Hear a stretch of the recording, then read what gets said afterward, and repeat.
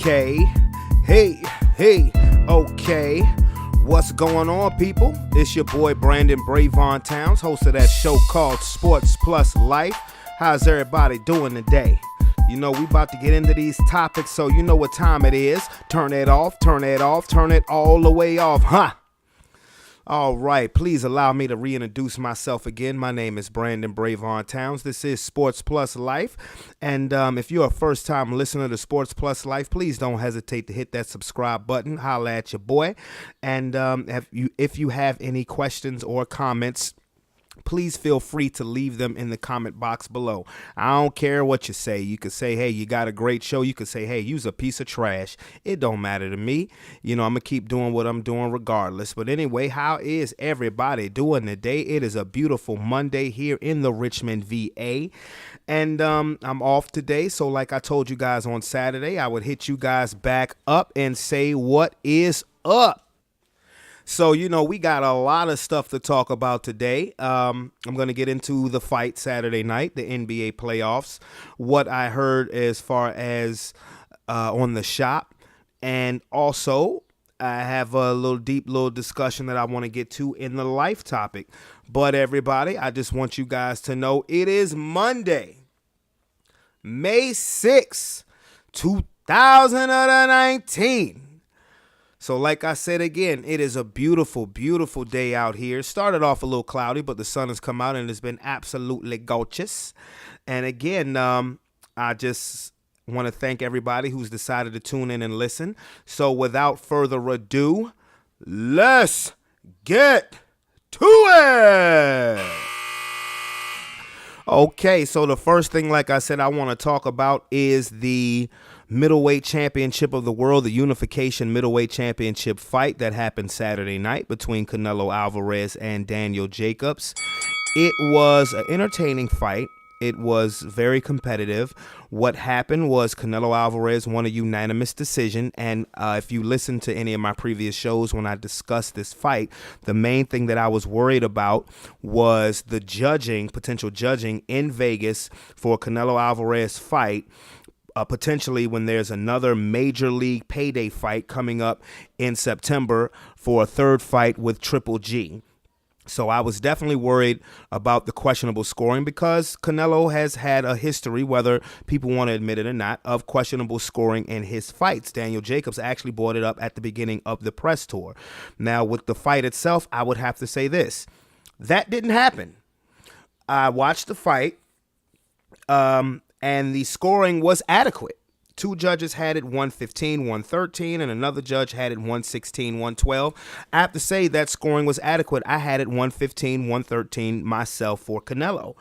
Now, during the fight, it was nip and tuck. I would have to say I gave Danny Jacobs the first 2 rounds. I gave Canelo about 5 of the last 6 after that. Going into the 10th round, going into the 11th and 12th round, the championship rounds, I had the fight dead even at 5 rounds apiece.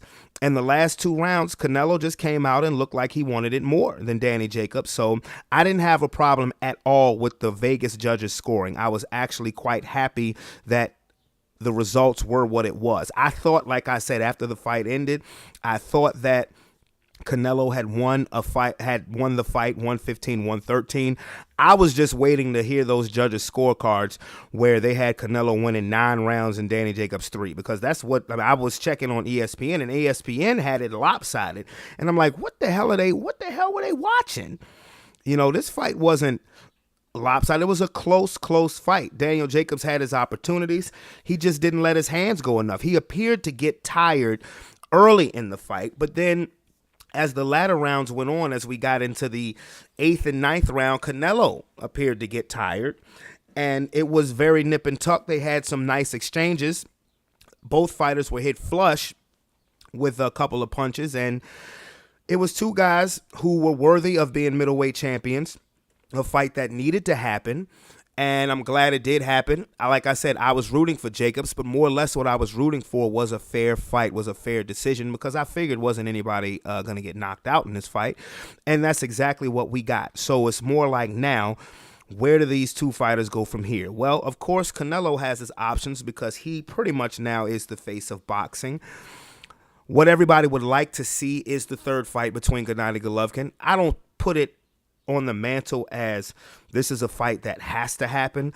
Let's put it this way. If you're the general public and, you're kind of into boxing, depending on the matchup, then the fight needs to happen. If you're a hardcore fight fan like myself, I would put that as far as fourth on the totem pole. If you're just a general public fan, yeah, you would like to see that fight happen along with Deontay Wilder and Anthony Joshua. If you're a hardcore fight fan like me, to me, the fights that need to be made in this order is as such: Wilder versus Anthony Joshua, Crawford versus Spence, that's 1 and 1A, and Vasily Lomachenko against Mikey Garcia. Then let's see. Then I think a Canelo Triple G fight needs to be made. And honestly, the main reason why I think a third fight between Canelo and Triple G is warranted is because I personally think that Triple G won both fights and got a raw deal out of both fights. The first fight being a draw, and then the second fight being a decision for Canelo Alvarez. I thought that was totally bogus. They were great fights. Make no mistake about it. They were absolutely great fights. And Canelo Alvarez did what he said he was going to do in the second fight, and that was stand right in front of Triple G, because Triple G complained that he ran for most of the first fight, which he did, and Canelo brought it to him in the second fight. But I still think that Triple G won, particularly late in the rounds when he was rocking Canelo on a regular basis. But like I said, that's why I had my concerns as far as Canelo and the judging and would Daniel Jacobs get a fair shake. Daniel Jacobs got a fair shake. The fight was on the table for him to win in the championship rounds. He just didn't come through. So, of course, Canelo has those options. He could try to unify all of the belts, have all 4 middleweight championship belts against Andrade. That's a fight that hardcore fight fans would watch. The general public wouldn't give 2 shits about it. I'm just being honest with you. And, of course, there's a third fight with Triple G. He could possibly want to fight Charlo, one of the Charlo brothers. I think that would be entertaining as well. As for Daniel Jacobs, I think the best move for Daniel Jacobs would be to move up to super middleweight. I think he's maybe outgrown the middleweight division because he is a big middleweight and he was struggling to make weight. As a matter of fact, he didn't make weight and had to cough up $1 million out of his paycheck just to make sure that the fight would go on as scheduled and still be considered a championship fight, particularly because it was a unification fight where both men had belts, for those who don't know what that means. And I think the best move for him would be to go to super middleweight unless the opportunity came up to fight Triple G or Canelo Alvarez again, and maybe perhaps one of the Charlo boys. But other than that, I think he could go up to the super middleweight division, and he would probably dominate the super middleweight division because he's a top flight fighter. He's a top flight fighter, but what he is falling into the realm of is kind of like Tommy Hearns territory, where while we all, particularly true fight fans, recognize Thomas the Hitman Hearns as one of the greatest fighters to ever live. And if I truly believe if you put middleweight Tommy Hearns or even welterweight Tommy Hearns against some of the guys that's been dominating the division over the last 10 years, he beat him. He beat him, and he beat him easy, actually. But in his era, when he fought Marvin Hagler and Sugar Ray Leonard, he came up short. But we all recognized him as a great fighter, even though I will say one of the great robberies in boxing of all time was that second Leonard Hearns fight. Tommy Hearns clearly won that fight, and it was called a draw. He clearly won the fight, dropped Sugar Ray twice. It was a great fight. Sugar Ray came back in a couple of rounds to almost knock him out, but didn't even put him on the canvas, but was awarded a draw. One of the great boxing robberies in history, and that fight happened in 1989, 30 years ago. So that's kind of the path that I think that those two fighters should take. And I just wanted to touch on that boxing subject quickly because, like I said, it was a great fight. We still have some great fights coming up. We were supposed to have a heavyweight championship fight between Anthony Joshua and Jarrell Big Baby Miller, but Jarrell Big Baby Miller unfortunately played himself by testing dirty and a couple of the drug tests leading up to the fight. So he has lost his opportunity to fight for the title. He has been suspended by the WBA. And I'm like, dude, come on, man. Opportunity of a lifetime. At the press conference initially announcing the fight, you're going to push this dude like he won't shit. And you couldn't even come up clean for the fight. Like, come on, bro. You got to do better than that. But anyway, let me get on to the topic of the NBA playoffs. It is heating up. Of course, like I said last show, we are full-fledged into the second round. We're in the middle of these second round series. So let me go as follows. Let me start with the Bucks and the Celtics in the Eastern Conference.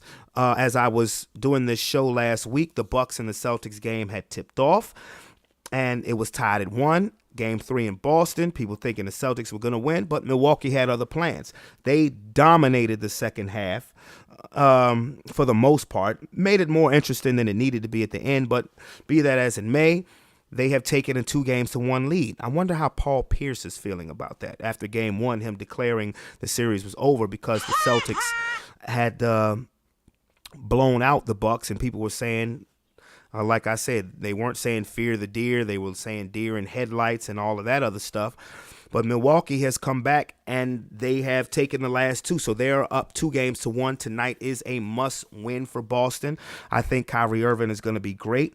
They're getting Marcus Smart back. Smart money would say that the Celtics would even up the series. But the Bucks, as far as I'm concerned, are back in control in this series because they have retaken the home court advantage, which Boston stole from them in game 1. Now to the next series in the Eastern Conference, the Toronto Raptors and the Philadelphia 76ers. They played yesterday. It was a very close game. Toronto was able to even up the series and take the home court back in a great game, 101-96. The Raptors won. Kawhi Leonard is balling out his mind. If Kevin Durant has been the best player in the playoffs thus far, Kawhi Leonard is a very, very fingernail close second. Because this dude is absolutely balling. He's averaging 38 points in this series. And boy, what the Spurs wouldn't do to have him now. I mean, that is just crazy because he is balling. Now, Joel Embiid, I swear, it is always something with Joel Embiid. Joel Embiid has had some kind of gastro infection. I mean, if it's not his knee, he's sick or something like that. And he was 2 for 7 yesterday for 7 points and was pretty much a non-factor. Jimmy Butler has been carrying the Sixers for the majority of this series. And he said in the press conference yesterday, hey, if you're going to be out there, you know, if you're going to go 2 for 7, you might as well go 2 for 20. Just be aggressive. We need you to be aggressive. And this is why I rock with Jimmy Butler, because he holds guys accountable. He doesn't care because, you know, he's going to go out and give 100% every game, even if he has a bad shooting night. And the Sixers need Joel Embiid. They can beat Toronto. I had my doubts coming into the series. They can beat Toronto, but it appears like 85% of that rests on the health of Joel Embiid. I mean, Ben Simmons has got to show up. They have pretty much told Ben Simmons, hey, we're not going to let you get in the lane. We're going to make you make jump shots. Ben Simmons doesn't take jump shots because he can't shoot. It's something that he needs to definitely work on. But be that as it may, Toronto has taken home court back, and I'm pretty sure that the Air Canada Center in Toronto, if it's still called that, will be jumping. You're going to see Drake on the front row yelling at people, yelling at the referees, talking shit, this, that, and the third. But I still think it's going to be an outstanding atmosphere. And, you know, the second round is pretty much turning into what I expected, especially in the Eastern Conference when you legit have the 4 best teams duking it out to see who's going to go to the Eastern Conference Finals. Now, on to the West. If you heard my last show, you heard how I went off about the Houston Rockets. And Saturday night, they showed up. James Harden had a huge game. It was still a close game, but the Rockets did win in overtime, and they're down now 2-1. Game 4 is tonight. You know, the big questions is what's going on with Steph Curry's shot, because Kevin Durant put on a show. Kevin Durant had 46 points, and he put on an absolute show. Now, I think to me the most embarrassing thing about what's been going on with Steph Curry is him trying to dunk at the end to bring the lead to 3, and he flat out front rimmed it. I'm like, damn, bro. Why don't you just, this a close game, lay the ball up. Let's not try to get flashy showboats. You know, the game is on the line. There's still a chance for you to tie and send it into double overtime. But, you know, I'm still thinking the Warriors are going to win. I think if Houston was going to win a game in this series, it would have been Saturday night. I have the Warriors winning tonight. I have them closing Houston out in 5 games. And with the way the Rockets have been whining about stuff that happened last season, good riddance. Now, I could be wrong. Houston could tie the series tonight. But ultimately, I still have Golden State winning this series.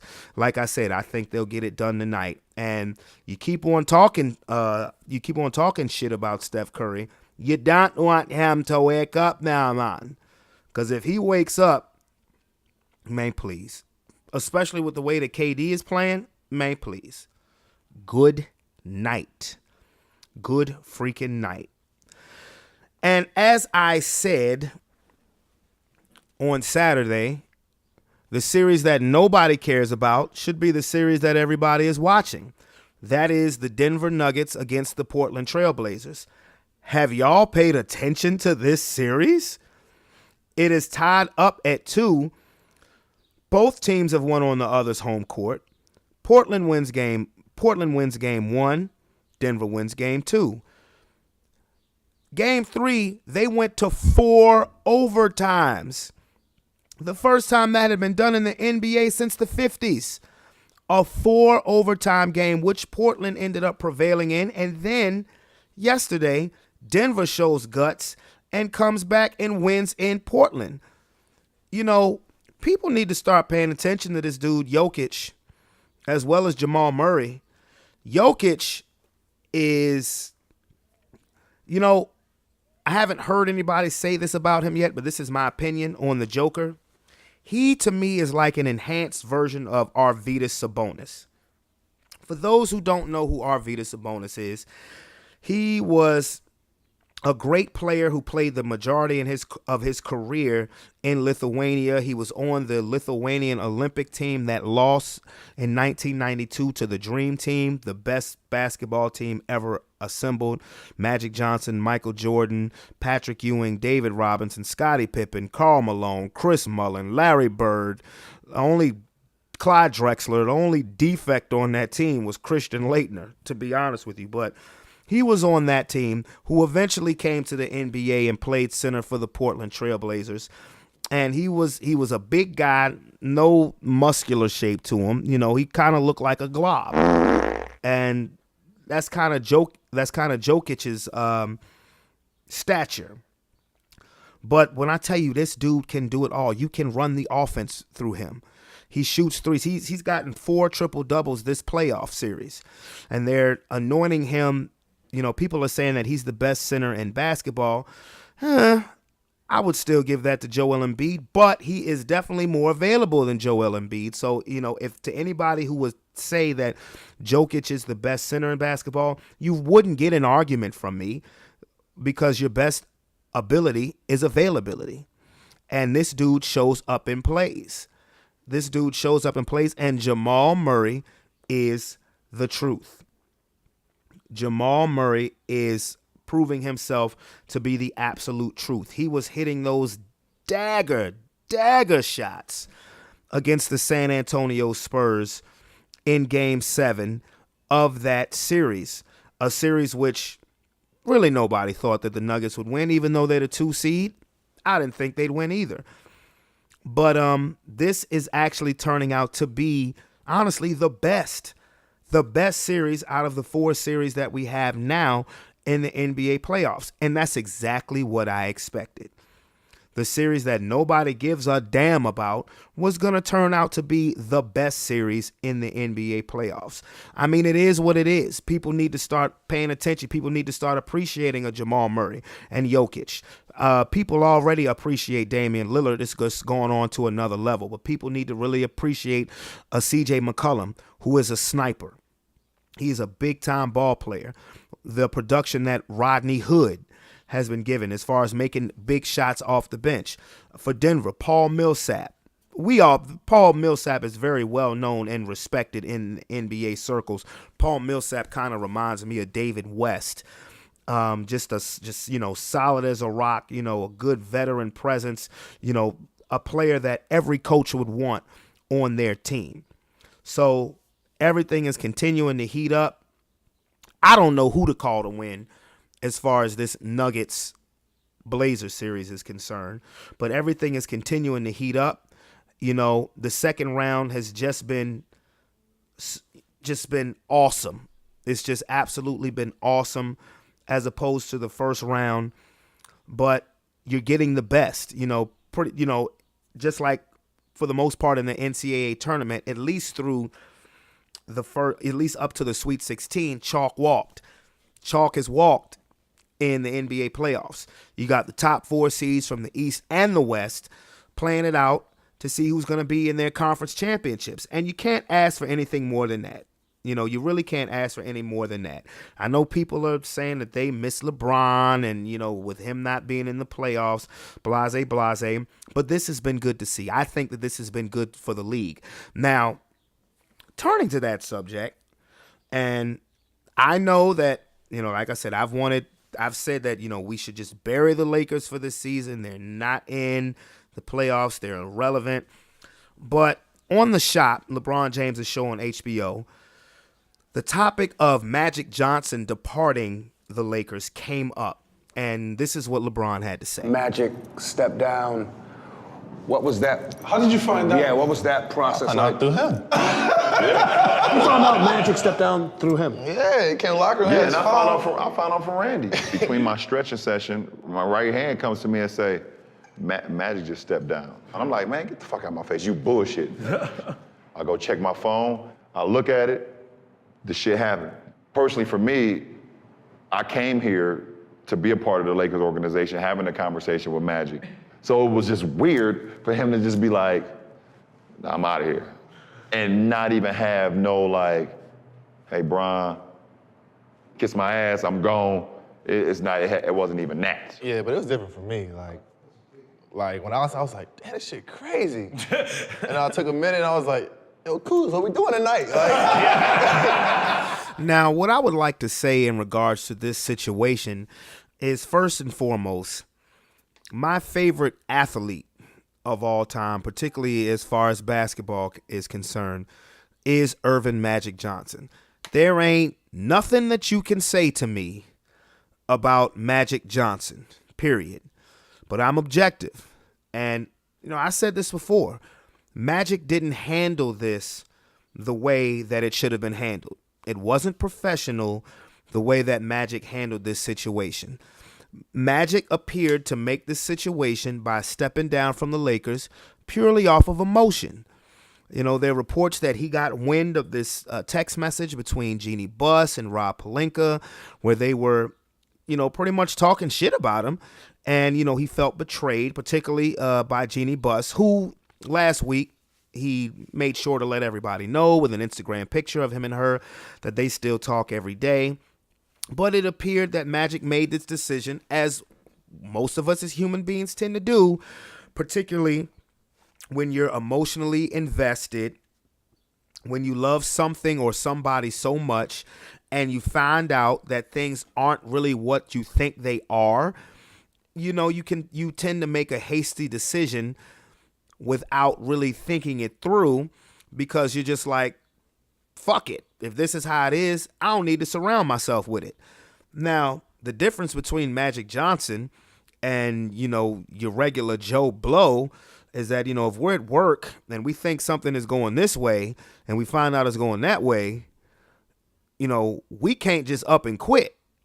Magic Johnson can do that because he's Magic Johnson, because he's worth $600 million, because he has his own empire, so to speak, where he can be the boss and doesn't have to worry about all the stress that comes along with being the president of an NBA franchise, particularly the most prestige franchise, which is the Los Angeles Lakers. But most of us, if that was me, I'd at least put in a 2 weeks notice. But, I ain't got $600 million. So it is what it is. So he didn't handle that correctly. He didn't. And it's obvious, as you just heard, that LeBron felt some type of way about it. And what's intriguing also is that the other person that you heard speaking was Lonzo Ball, and he was like, "Oh, for real? Word? All right, damn. Yo, Kuz, what we finna do tonight?" And I've heard some people kind of criticizing Lonzo, saying, "Yeah, well, you see where his mind and his mentality is at." Bro, Lonzo Ball's 21 years old. You know, he's really just getting his feet wet in the NBA. And then on top of that, there's no guarantee that he's going to be a Laker next year. I mean, think about it. Think about all of the stuff that went through this past season in regards to the trade rumors for Anthony Davis. Lonzo was part of that trade package. So he's more or less of, well, damn, he quit? Oh, damn, all right. Damn, that's messed up. All right, where the party at? Because he got to go forward with his life too. Like I said, there's no guarantee that he's going to be donning the purple and gold next year. I sincerely hope that he will be, but that just is what it is. So LeBron felt some type of way, but at the end of the day, the Lakers are a chaotic organization right now. And, there's a possibility that, Magic wasn't satisfied with LeBron's performance this season, despite the injury. He put up great numbers, but LeBron really didn't take on the leadership role this year, particularly that Magic would have liked. But, it is what it is. The Lakers have more things to worry about now, like who are they going to get to play alongside of LeBron? What superstar are they going to be able to get? And like I've said before, I really don't see it happening.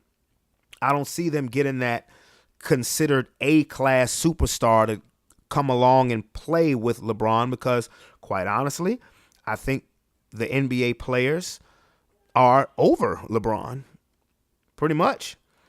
I think they're just tired of all the drama. And when you come and join LeBron as a co-star, it can get real frustrating when everything goes right and LeBron is heaping most of the praise. But when everything goes wrong, it's everybody else's fault. People are sick of that. I've been sick of hearing about that for the last 10 damn years, to be honest with you. But I do appreciate his honesty if, indeed that is accurate, what he was saying on his show. And also, I will say this. I fuck with that show. I do like that show. The Shop is cool because it ain't nothing but good, healthy conversation with people giving their opinions. And it's something that I think needs to happen a lot more, particularly in this day and age. So the saga with the Lakers continues. What else is new? So the one thing I would like to say before I exit the sports topic and go to the life topic, and you'll probably never hear me talk about this sport again. The Kentucky Derby that happened on Saturday. Something that never happened in the over 100-year history, going all the way back to the 1800s with the Kentucky Derby, where the winner, Maximum Security, who was the favorite, won the race and then later got disqualified and they changed the winner. Now, the Kentucky Derby is like the Super Bowl of horse racing. So to have the winner be disqualified after the race is said and done and to anoint another winner, and I think the horse that was declared the winner was like the odds of him winning was 65-1. So you got some people who were betting on Maximum Security who were really pissed. And then you got the people who were betting on the horse that was a 65-1 underdog who are very, very, very, very happy. But I just found that amusing. And the reason why he got disqualified was because they said he committed a foul where he damn near veered lanes while he was running. And I guess I can understand because it's like if you were driving a car and you veer lanes unexpectedly, it could cause a crash. People could get seriously injured. Now, the only reason why I just find it amusing is because such a big deal was made about this. because most of the general public does not know the rules to horse racing. I don't. Like I said, it's probably the last time you'll ever hear me talk about this shit again. So, seeing that this horse maximum security lost, I mean, you really think the horse gives a damn that he got disqualified? No. He just probably wondering where his next meal is coming from. I'm just wondering, I mean, I hope the owners aren't harsh on him. Like, I hope they don't put him down. That would be fucked up. Oh, Maxie. It's been a long run. You've been a good stallion, but you lost me some money. I'm sorry, old friend, but I gotta take you out. That would be messed up. That would be real messed up. Yeah, I put a lot of effort into that one. I'm not even gonna front. But yeah, I just wanted to touch on that topic. Like I said, it'd probably be the last time you ever hear me talk about the Kentucky Derby on this show again. But with that being said, what a buzzer.